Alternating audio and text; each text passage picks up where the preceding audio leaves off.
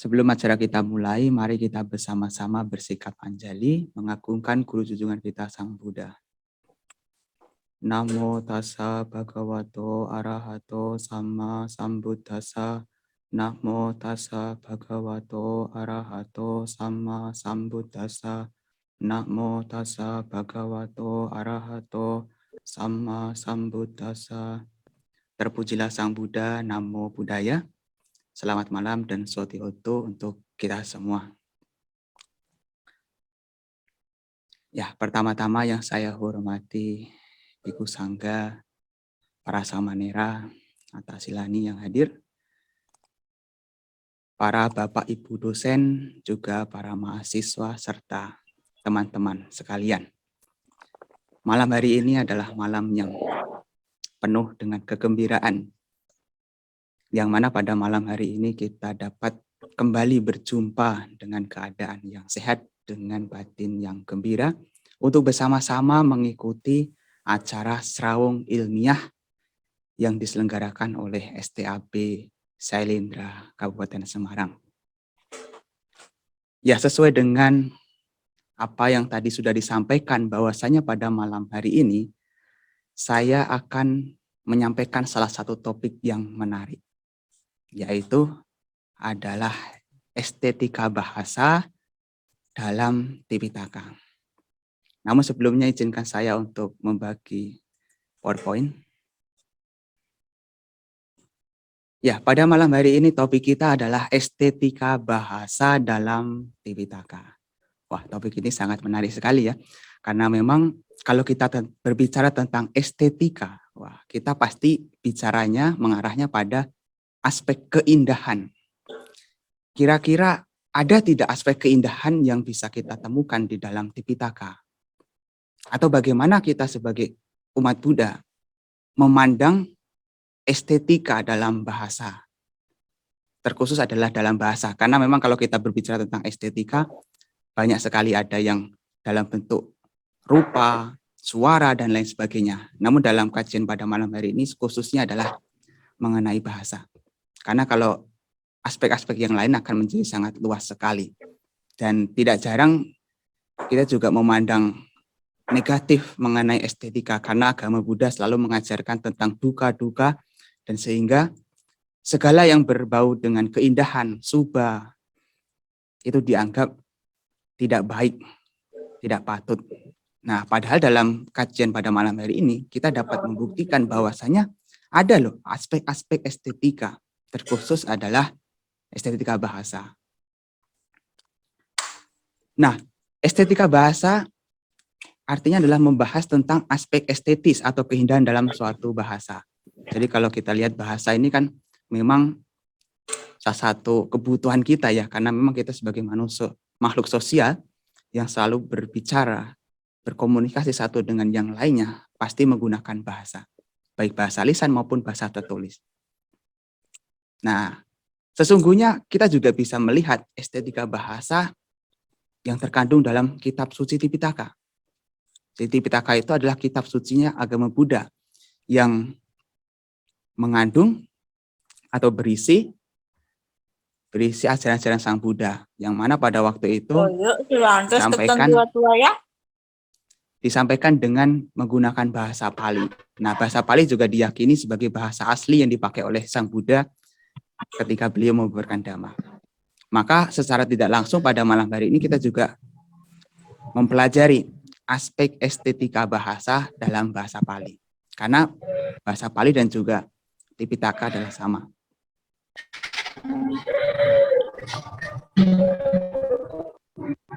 Ya, kalau kita lihat definisi dalam KBBI, estetika itu adalah salah satu cabang filsafat yang membahas tentang seni, nilai keindahan dan tanggapan manusia terhadapnya. Mohon partisipan yang lain di mute semua.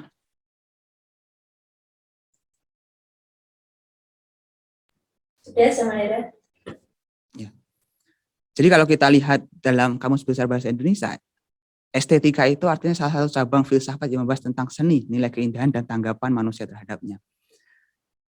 Jadi estetika juga dimengerti sebagai kepekaan manusia terhadap seni dan keindahan. Jadi pada malam hari ini kita akan berusaha melihat bagaimana keindahan dari kata-kata Sang Buddha maupun kata-kata dari siswa-siswa beliau yang terkandung dalam Tipitaka.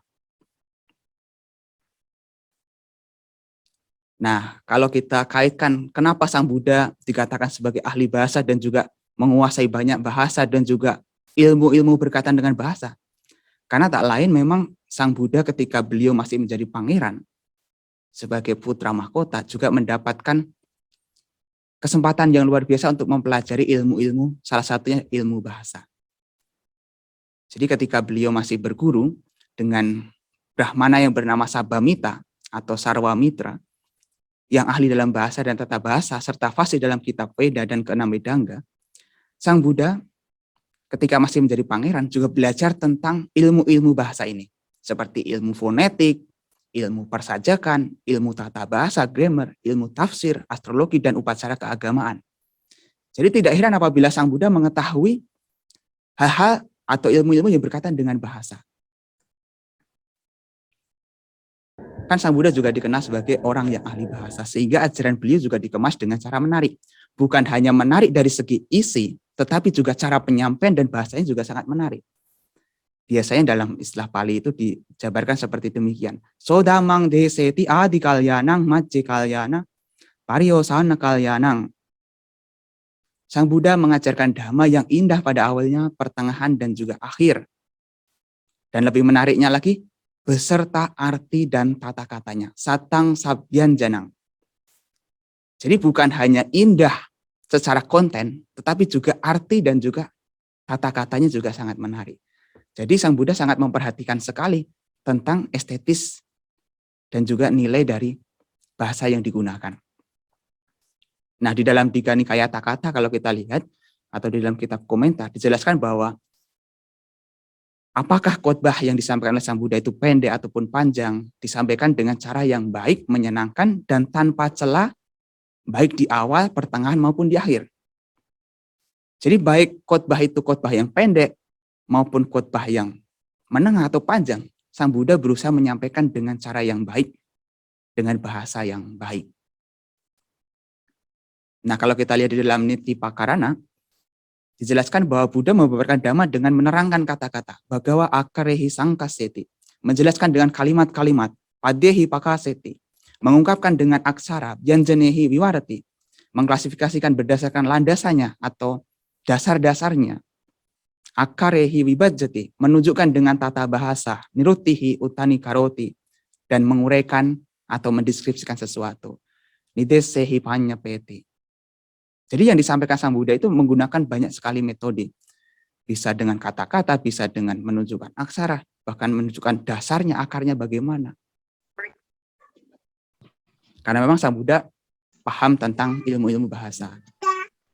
Nah, yang dimaksud sebagai satang sabyan janang, baik serta arti dan juga tata katanya, dijelaskan di dalam kitab sini, bahwa atta itu terdiri dari 6 jenis. Sangkasana, explanation atau penjelasan. Pakasana, ilustrasi. Viwarana, membuka atau menunjukkan sesuatu yang atau biar terbuka begitu. Vibajana, klasifikasi. Utanikama, membuat jelas atau menjelaskan. Panyapeti, memberitahu. Jadi Sang Buddha seringkali tidak hanya berkhotbah, tapi dalam khotbahnya juga ada penjelasan, ada ilustrasi, ada membuka tabir atau membuka dalam arti pengetahuan yang baru, mengklasifikasi, menjelaskan, dan lain sebagainya. Nah, yang disebut sebagai byanjana, kata-katanya itu apa? Terdiri dari 6 jenis. Akara, kata, padang, kalimat, byanjana, huruf, akaro, dasar, niruti, analisa tata bahasa, nideso, penjelasan deskripsi. Jadi Sang Buddha itu ketika membawakan dhamma juga mempedulikan tentang aspek ini. Aspek isi, arti, dan juga kata-kata yang dipilih. Nah, kemudian karena Sang Buddha sangat memperhatikan aspek estetik dan juga etika berbahasa, maka kalau kita menelaah secara lebih lanjut, dalam Tipitaka itu kita bisa mengetahui bagaimana Sang Buddha itu sangat memperhatikan sekali tentang etika dan juga estetika berbahasa. Nah, penjelasan Sang Buddha itu menjadi sangat menarik. Kenapa? Karena Sang Buddha juga memiliki kualitas suara yang sangat bagus. Selain penjelasannya bagus, suaranya bagus, bahasanya juga bagus, maka Dhammadesana yang disampaikan oleh Sang Buddha itu sangat menarik sekali. Kualitas suara Sang Buddha adalah wisato, jelas. Jelas. Yang kedua, winyeyo, mudah dipahami, mudah dimengerti. Artinya kata-katanya tidak membingungkan. Manju, merdu, halus, atau sejuk. Sawaniyo, enak didengar. Bindu, penuh dan tidak terpotong-potong, jadi tidak terbata-bata. Awisari, kompak, serempak. Gambiro, mendalam. Dan juga ninadi, menggema. Nah, suara Sang Buddha ternyata juga menggema. Dan kualitas suara Sang Buddha ini juga sama dengan kualitas suara yang dimiliki oleh makhluk Brahma. Karena suara Sang Buddha saja juga bagus, bahasanya juga bagus, maka secara otomatis Sang Buddha sangat memperhatikan etika dan juga estetika berbahasa. Yang dimaksud sebagai etika bahasa artinya adalah menggunakan bahasa yang sopan, hormat, dan sesuai dengan tata nilai yang berlaku di masyarakat. Sang Buddha sangat menghargai sekali kepada siapa beliau berbicara. Meskipun ya, kita melihat bahwa bahasa yang dipakai adalah bahasa Pali dan ini tidaklah sama dengan bahasa Jawa yang kalau kita lihat dalam bahasa Jawa kan ada tingkatan-tingkatannya. Ada kromo, inggil, kromo halus, dan lain sebagainya. Tapi dalam bahasa Pali tidaklah demikian. Tapi ada kata-kata yang menunjukkan itu kesopanan atau tidak. Nah, kalau dari segi estetika, tentu pemilihan diksi dan juga kata-kata itu memiliki unsur keindahan. Jadi sangat putih sekali Sang Buddha itu. Kata-katanya indah. Nah, kalau kita berbicara tentang estetika bahasa, dapat kita contohkan seperti penggunaan majas dan simile atau perumpamaan untuk memberikan rasa dari ungkapan atau puisi. Jadi kalau dalam Tipitaka ya tentu kita bisa melihat bahwa dalam penjelasan di Tipitaka itu Sang Buddha seringkali memberikan perumpamaan-perumpamaan dan juga penggunaan majas. Tapi tentu tidak secara berlebihan.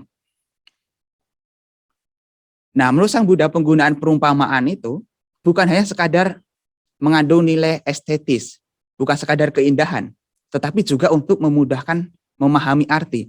Karena Sang Buddha memahami bahwa beberapa orang bijaksana dapat memahami apa yang dikatakan melalui perumpamaan. Jadi Sang Buddha kan mengatakan begini, upama kome ayang kata atasa winyapanaya. Jadi penggunaan perumpamaan itu bukan hanya sekadar karena aspek keindahannya saja, tetapi juga karena supaya orang itu memahami. Karena biasanya kalau dijelaskan dengan perumpamaan-perumpamaan, orang itu, para pendengar itu akan jadi lebih mudah mendengarkannya. Kan Sang Buddha mengatakan, upamaya midekace winyu purisa basita satang jananti. Bahkan kita bisa melihat kenapa Sang Buddha itu sangat memperhatikan nilai estetis dalam berbahasa.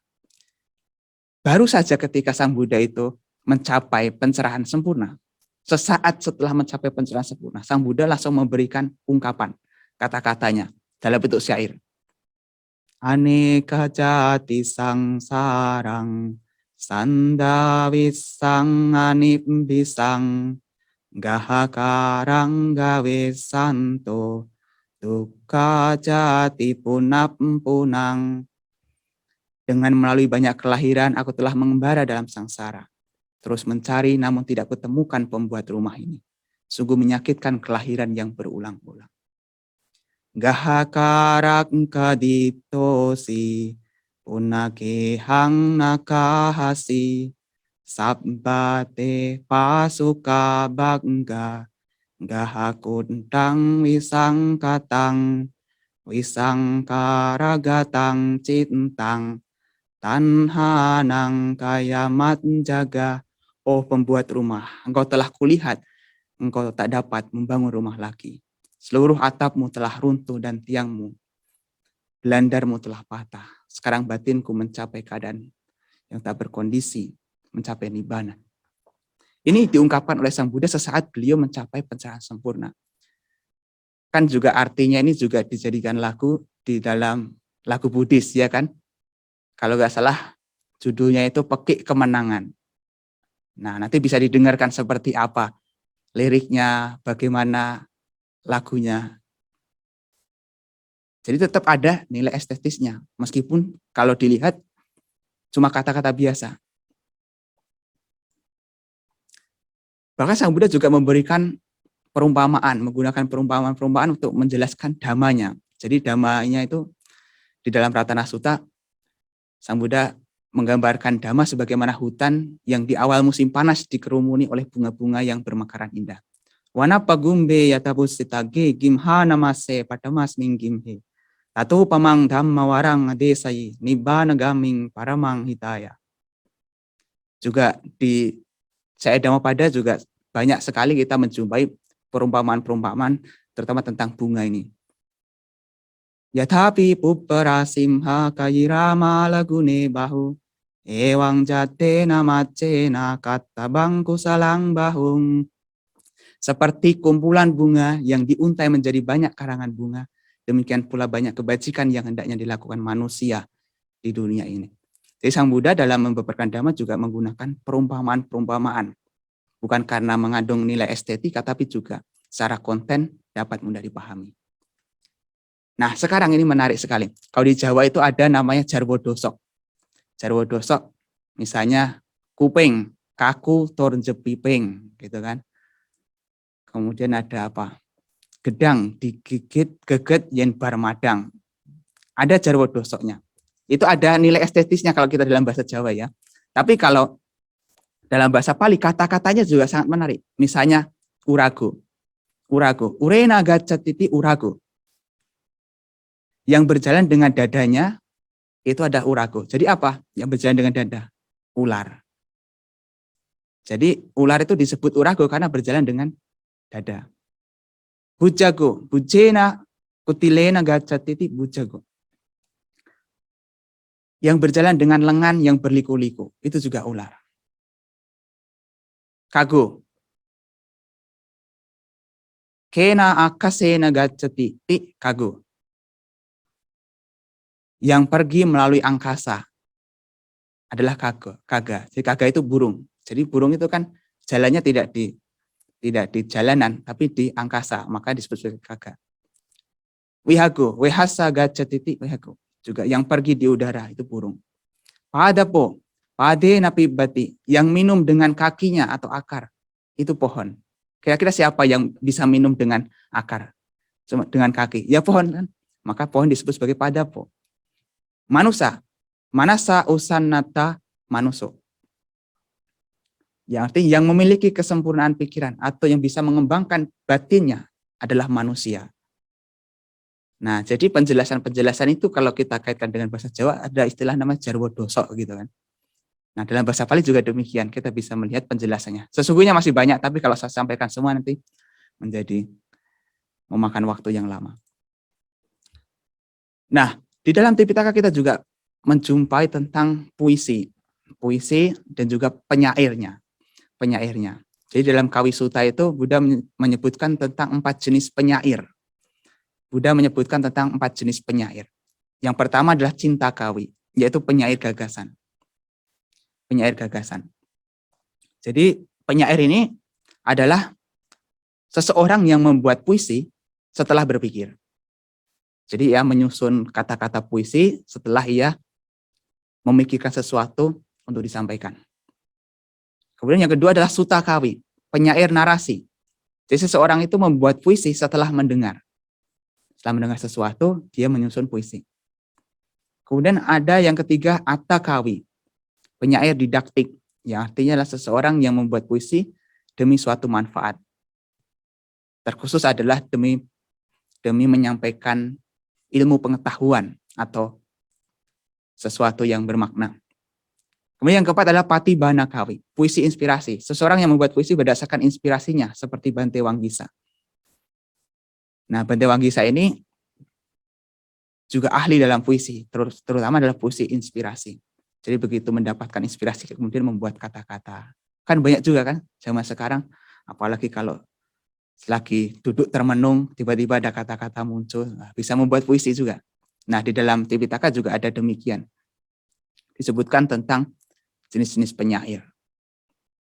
Tidak hanya Sang Buddha saja yang mengetahui tentang estetika bahasa ini. Murid-muridnya juga banyak yang sangat memperhatikan tentang estetika bahasa.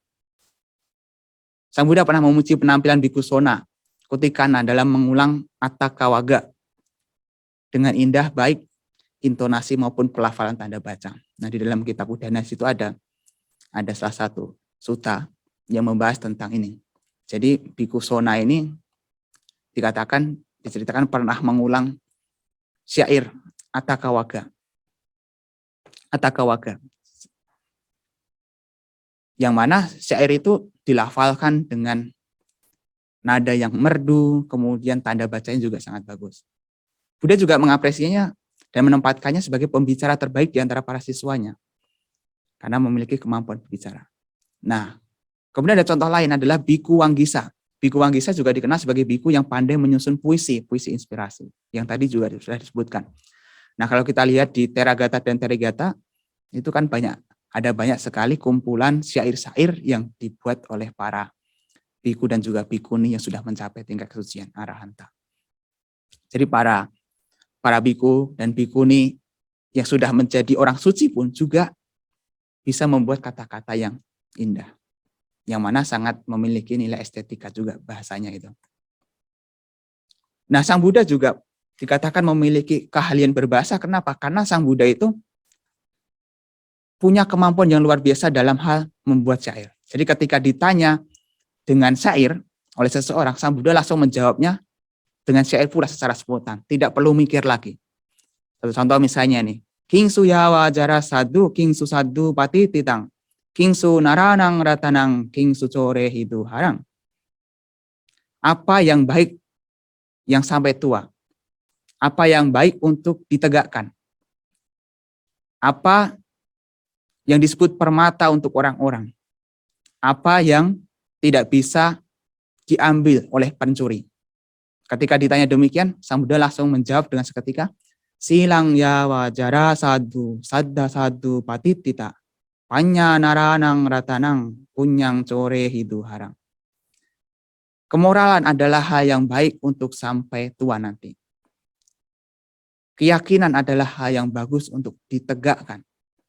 Kebijaksanaan adalah permatanya orang-orang. Kebajikan adalah sesuatu yang tidak bisa dicuri oleh pencuri. Jadi Sang Buddha dengan sangat sigap, dengan sangat cepat bisa langsung menjawabnya dengan syair. Nah, kalau kita lihat di dalam sutta-sutta, di Sutta Pitaka banyak sekali syair-syair. Di mana Sang Buddha langsung membeberkan dengan syair-syair. Nah, ini menarik sekali. Tidak hanya Sang Buddha, tetapi di kitab Tipitaka kita juga menjumpai banyak sekali kata-kata puisi atau syair cinta ini. Nah, di dalam Sakapanda ini menarik. Terdapat syair cinta yang dibuat oleh Pancasika, yang pada waktu itu ceritanya lagi jatuh hati kepada Suryawacasa. Namun sayangnya Suryawacasa ini menolak cintanya Pancasika. Pancasika ini seorang Gandhaba yang jatuh hati dengan Suryawacasa, seorang Dewi Kahyangan. Karena ditolak, akhirnya muncul sebuah kata-kata yang pada waktu itu sesungguhnya sedang membantu Dewa Saka untuk bertemu dengan Sang Buddha yang sedang bermeditasi. Kemudian Pancasika ini melantunkan syair-syair cintanya di hadapan Sang Buddha. Wande te piterang bade timbarung suryawacase yena jatasi kalyani ananda janani mama. Oh cantik Suryawacasa, ku menghormat ayahmu Timbaru, karena darinya terlahir seorang gadis secantik dirimu yang membuat hatiku bergembira.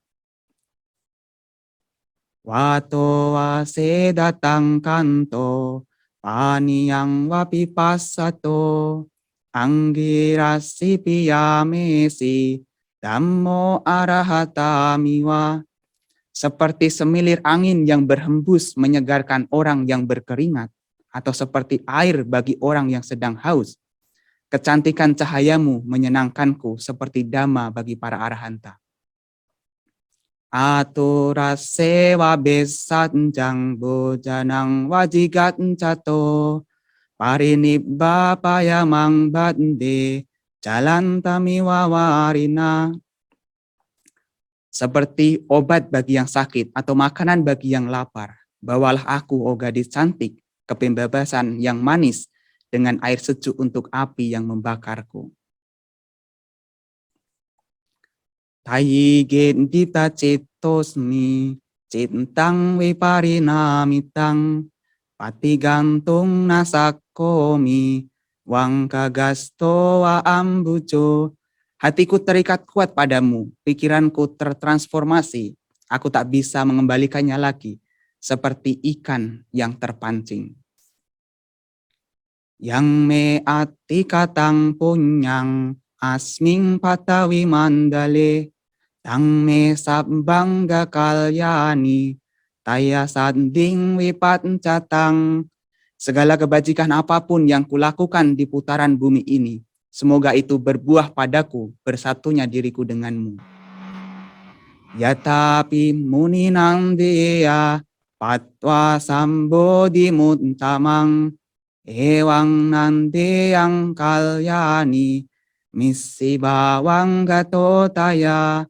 Seperti petapa yang bergembira setelah mencapai pencerahan, aku akan bergembira, oh kalyani, setelah bersamamu. Jadi syair ini disampaikan oleh Pancasika yang pada waktu itu sedang jatuh hati dengan Suryawacasa. Namun karena cintanya ditolak, maka syair ini berisi juga tentang kecantikan dan keindahan Suryawacasa serta rasa frustasi yang dialaminya karena patah hati. Nah, kita bisa melihat sesungguhnya orang yang bersedih itu kadang-kadang inspirasinya malah jalan. Seperti Pancasika ini. Jadi jangan berpikir kesedihan itu selalu sebab dari penderitaan. Jangan berpikir kesedihan itu selalu sebagai hal yang negatif. Bisa jadi kesedihan itu adalah salah satu landasan untuk memunculkan inspirasi kreativitas yang baru. Kan banyak sekali novel-novel, puisi-puisi yang diciptakan oleh orang-orang yang punya latar belakang kesedihan. Saya sangat mensukai sekali, saya dulu juga suka membaca novel-novel begitu. Yang paling saya suka itu karyanya Firsa Besari. Ternyata di balik karya-karya yang bagusnya dari Firsa Besari, juga ada kesedihan yang mendalam yang dialami oleh Firsa Besari. Nah, jadi kalau kalian mungkin para mahasiswanya di sini sedang sedih, sedang patah hati, wah jangan putus asa. Bisa jadi itu adalah landasan untuk memunculkan kreativitas. Maka ubahlah kesedihan itu menjadi karya, gitu kan? Ya. Syair ini juga dibumbui pujian terhadap kualitas Buddha, Dhamma, dan Sangha. Makanya ketika syair ini disampaikan di hadapan Buddha, Sang Buddha sangat memujinya. Sangat memuji apa yang dilakukan oleh Pancasika ini. Nah, kalau kita lihat bagaimana segi keindahan, sesungguhnya kalau kita belajar bahasa Pali, itu ada namanya kita belajar prosodi, canda, utuk, belajar meter. Itu ada rumus-rumusnya. Nah, dulu saya juga mempelajari tentang rumus-rumusnya. Dan ini ada beberapa yang saya ingin sampaikan. Jadi ada rumus yang bernama, salah satu jenisnya itu indah wajira. Indah wajira. Rumusnya adalah indah dikata wajira jagago. Jadi dalam Pali itu nanti ada pembagian guru dan lagu gitu. Jadi kalau misalnya panjang itu guru. Guru itu simbolnya begini, kayak U begini. Nah, kalau pendek itu lagu, simbolnya begini. Jadi dari kata itu ada ini ya. Dan juga ada rumus-rumusnya. Kalau seperti ini namanya ta gana. Itu ada beberapa gana yang saya pernah pelajari. Maya rasa tajabana. Ta magana itu ada juga yang meter namanya itu momo gogo wijumala. Rumusnya momo gogo wijumala. Jadi semuanya magana semua. Budang wande. Jadi semua panjang-panjang. Damang wande. Tapi tidak saya sebutkan di sini. Ini ada yang namanya indah wajira. Nah, indah wajira ini begini. Contohnya seperti apa? Pujemi budang kusumena nena, punyena metena cahotu mokang, upang milayati yata idang me, kayo tatayati winasa bawang. Ini semua sama. Coba lihat ini. Ini semua sama ini. Kalau kita lihat dari ininya. Semua menggunakan Indawajira meter ini. Guru, guru, lagu. Guru, guru, lagu. Lagu, guru, lagu, guru, guru. Di bawah-bawahnya juga sama. Bawahnya juga sama. Guru, guru, lagu. Guru, guru, lagu. Jadi sangat menarik sekali. Maka kalau kita belajar bahasa Pali, sesungguhnya kita juga akan mengetahui bagaimana nilai estetis dari sebuah bahasa itu. Nah, sangat menarik sekali karena saya belajarnya juga di Sri Lanka. Orang Sri Lanka itu sangat peduli dan sangat suka sekali dengan puisi, syair, gata. Maka selama di Sri Lanka juga belajar banyak tentang ini. Bahkan waktu di Sri Lanka juga belajar untuk menyusun kata-kata sendiri, menyusun syair sendiri begitu, dengan memperhatikan meter yang digunakan. Nah, orang Sri Lanka sangat peduli dengan gata. Kenapa demikian bisa dilihat? Bisa dilihat dari kitab-kitab yang disusun di Sri Lanka. Seperti Mahawangsa, semua dalam bentuk syair. Dalam bentuk syair, dalam bentuk gata. Dan juga mempertimbangkan dengan meternya ini. Nah, kemudian ada yang disebut sebagai Wasanta Tilaka meter. Rumusnya adalah Wuta Wasanta Tilaka Tabeja Jagagu. Rumusnya ini. Tabeja Jagagu. Jadi, contohnya, jadi kalau misalnya para bapak, ibu, atau saudara-saudari, kalau membaca itu, syair Buddha Jaya Manggala, itu adalah salah satu syair yang sangat bagus sekali. Kalau kita lihat secara ini. Bahung sahasama binim mitasayudang tang, krime kalang uditaku rasase namarang, dana didamma widina jitawa munindo, tang te jasa bawatu me jaya manggalani. Ini semua sama ini. Guru, guru, lagu. Guru, lagu, lagu, lagu, guru, lagu, lagu, guru, lagu, guru, guru. Jadi rumusnya semua sama, yaitu Wasanta Tilaka meter. Kalau kita belajar bahasa Pali akan belajar seperti ini juga. Ada juga yang disebut Dodaka meter. Dodaka. Ini rumusnya Dodaka micatice baba baga. Nah, salah satu contohnya adalah Narasihagata. Cakkawarang kita ratanta supado lakkana mandita ayatapanhi camara camarihatta vibusitapanho esahituihang pita narasiho. Ini menggunakan Dodaka meter. Nah, itu tadi mengenai estetika bahasa yang telah kita bahas. Tapi perlu digarisbawahi ini ada hal yang sangat menarik sekali. Meskipun Buddha memuji estetika bahasa, Buddha tetap lebih mementingkan isi dan penerapannya. Sekalipun bahasanya itu bagus, kata-katanya bagus, tapi kalau kosong, tidak memiliki isi dan tidak bisa diterapkan, itu bullshit, kosong, omong kosong saja.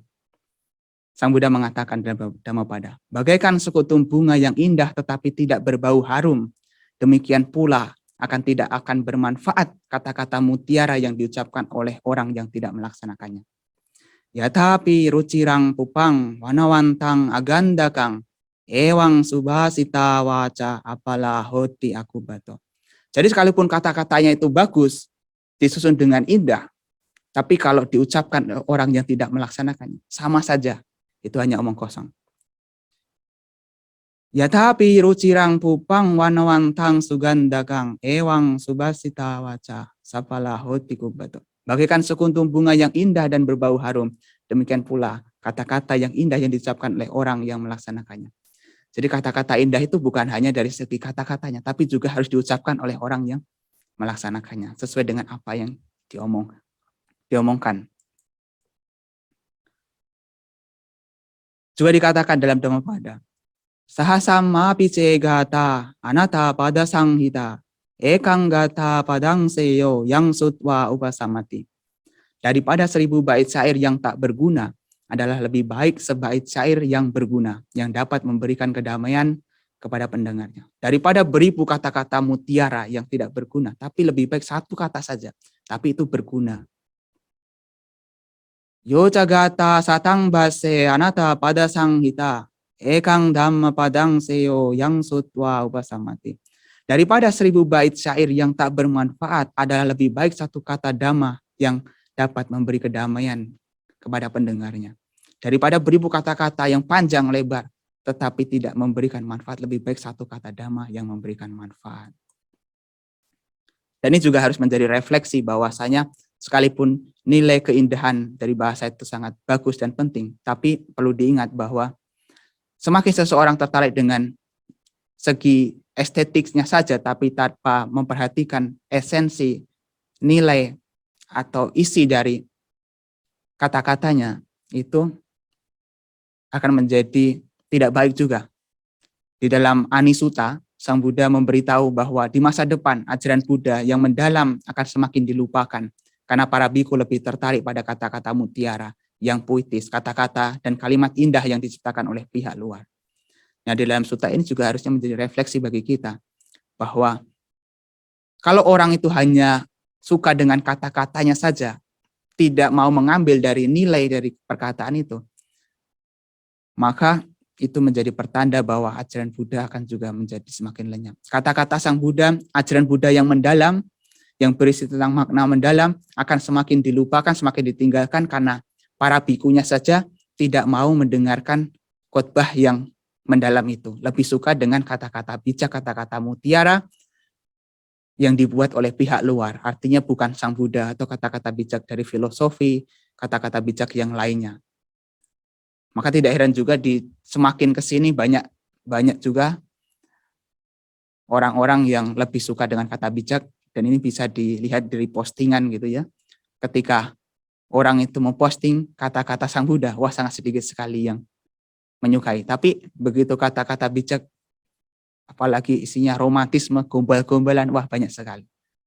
Nah, bahkan kita juga melihat beberapa sekte itu hanya mempedulikan kata-kata dari masternya, bukan kata-kata Tipitaka. Nah, itu menjadi pertanda bahwa ajaran Buddha yang mendalam atau kata-kata Sang Buddha akan menjadi semakin ditinggalkan karena orang lebih tertarik dengan kata-kata indahnya saja. Nah, itu yang bisa saya sampaikan mengenai estetika bahasa di sini. Jadi kesimpulannya adalah meskipun Sang Buddha juga memahami tentang ilmu-ilmu bahasa, Sang Buddha juga menerapkan tentang itu. Dari segi khotbahnya, Sang Buddha sangat memperhatikan nilai estetika bahasa, tetapi Sang Buddha lebih mementingkan aspek atau isi dari kata-kata itu. Tentu kata-kata yang disusun dengan indah sangatlah baik karena juga akan mudah diterima oleh pendengarnya. Tapi kalau hanya indah kata-katanya, tapi tidak memiliki nilai, tidak memiliki manfaat, itu hanyalah kesia-siaan. Ya, untuk itu yang bisa saya sampaikan. Terima kasih atas waktunya. Untuk waktu selanjutnya saya kembalikan ke moderator.